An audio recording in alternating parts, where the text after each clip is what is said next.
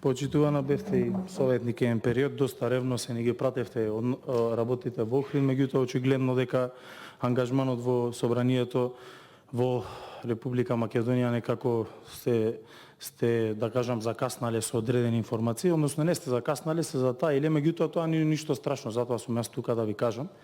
Да, во Охрид 4 милиони за образование воопшто не беа искористени за образование, а можеше многу работи да се средат. Да, се уште е блокирана сметката на основното училиште Григор Парличев и да, откога гласавме сите заедно како советници 8 милиони евра, уште 4 пати гласавме за додатни да го раздолжуваме Григор Парличев, имавте 4 милиони евра.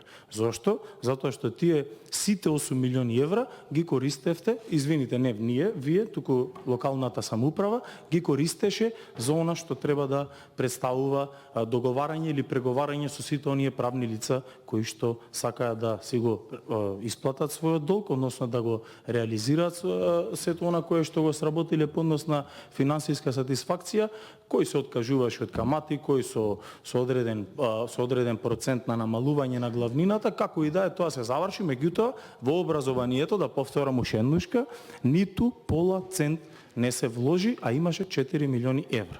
Кога разговараме за локалната самоуправа и долговите кои што се правени во минатото, конкретно за општина Охрид, вредно е да се напомене дека во изминатите 15 години, 16, од 16 години, 11 години власт во Охрид беше Социјалдемократскиот сојуз и сметката не е блокирана во тие 4 години на основното училиште Григор Парличев, туку е претходно, кое што исто така и во тој мандат од 4 години, како и во овој, цело време се пробвело на еден или на друг начин тоа училиште да се стави во потполна функционалност, по однос на финансиите и сето она што требаше да представува блокирана работа на тоа училиште.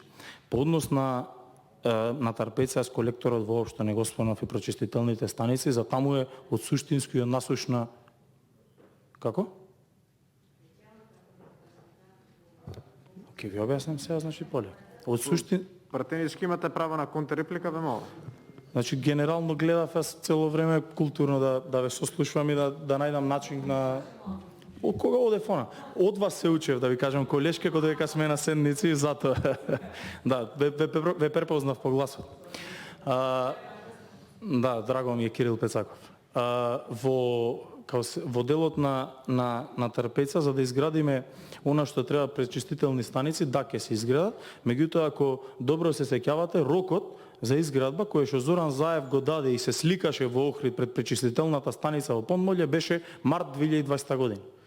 Кога во Охрид не беше ни започната, не во Охрид, извинувам, во Македонија, во нейната состојба се уште не беше започната, значи воопшто она што го испланирале, а тоа за буџетов, како е реализација во однос на проценти и ред други работи е сосема друга тема, не е предмет на, не сакам ни сега да ја ширам тема.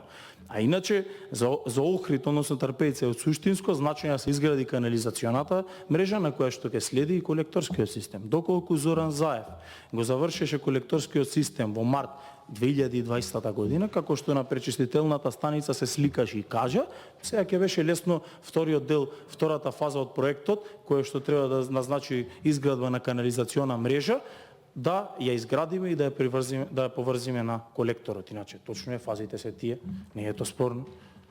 Меѓутоа, кога разговараме и кога разговарам прецизно, јас само читав, не објаснував дали е суштинско или насушно, реалната потреба дека таму потребна канализациона мрежа, која што нормално дека треба да е во функција со колекторот, а кој колектор ви кажав до кога требаше да го завршите врз основа на тоа што вашиот премиер го кажа.